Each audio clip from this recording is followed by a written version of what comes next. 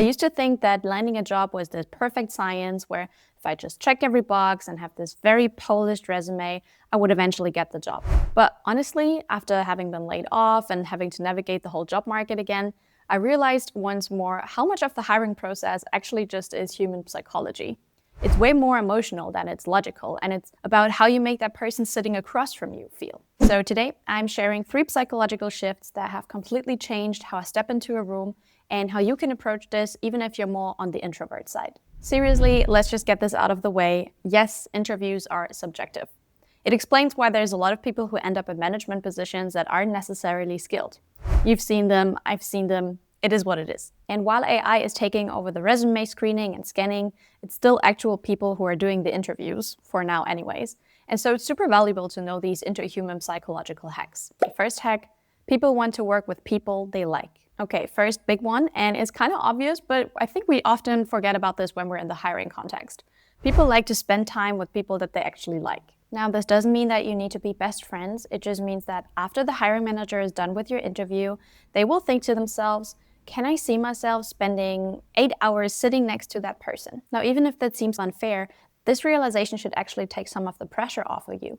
Because if you're getting a rejection, try to remember it's not personal, it's not about your skills, it's most likely just about your energy not matching with the hiring manager or the recruiter's energy, and it's kind of just like dating. Not everyone is a good match. Which leads me to my next point, that this is mutual. You also need to like the energy of the hiring manager, because if you feel completely drained, uncomfortable, or anxious after your conversation, you might want to trust that gut feeling and rethink if you want to work with that person on a daily basis. It's not just them interviewing you, it's also you interviewing them.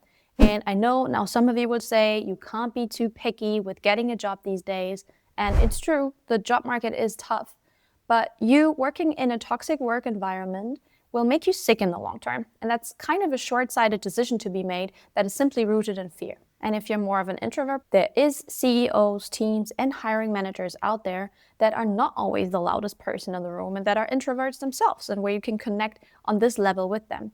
It's, of course, I think harder to find, but there is teams out there that are like this and at whose presence you might feel more at ease. Now, a little anecdote here. Back when I was doing my bachelor's degree, I was applying for a working student position in a company outside of the city, and I had to take 3 different buses to get there and walk eventually the last 15 minutes along an expressway. And I remember thinking to myself, okay, if I am to do this 2 to 3 times per week, I really have to like these people. I really have to click with the team. And then when I eventually arrived, they left me waiting for another 20 minutes beyond our scheduled time.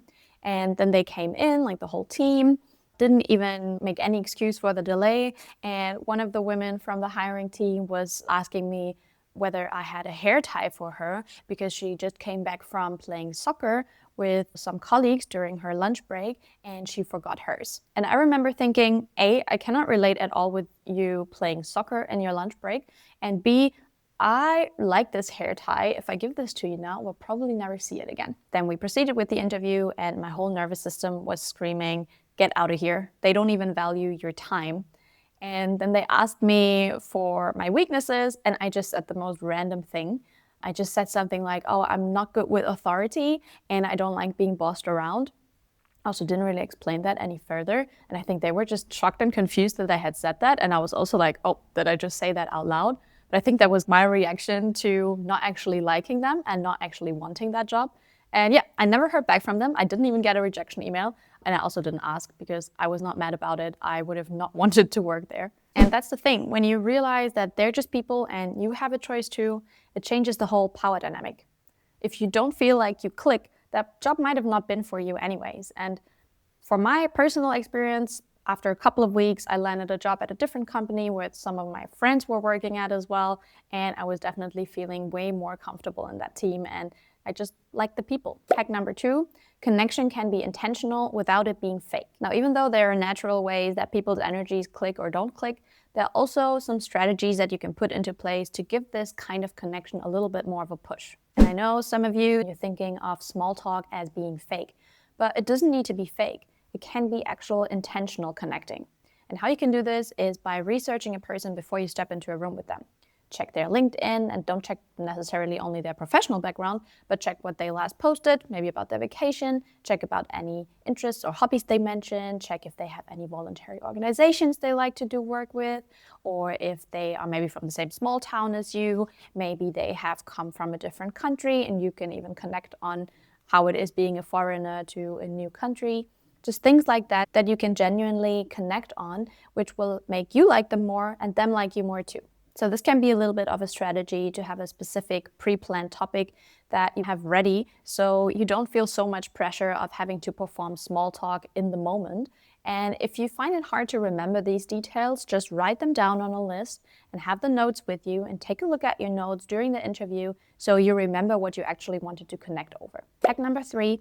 People need to remember you to hire you. Now, finally, after we've talked about that people like to hire people that they like, it needs to be a mutual fit, and you can put some strategies into place to find true connection with people. You need to do one last thing, and that is to be memorable. Because of how subjective all of this is, you kind of want to give them a hook that they can take with them when they leave the room.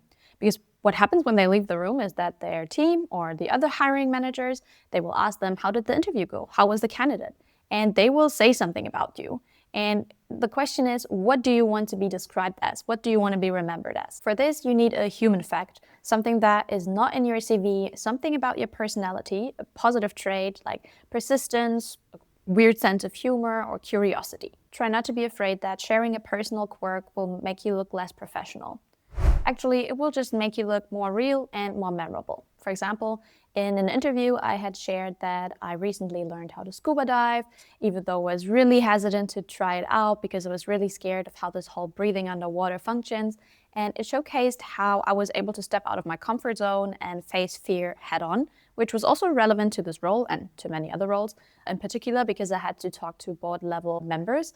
And in that sense, they're kind of like the sharks of the dry land.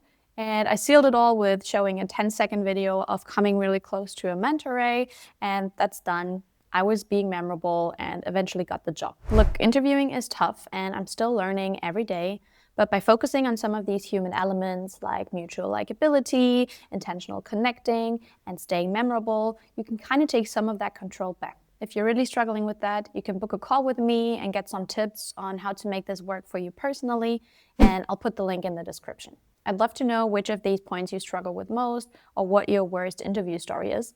So drop a comment below and let's all feel a little less alone in the process. Thanks for watching.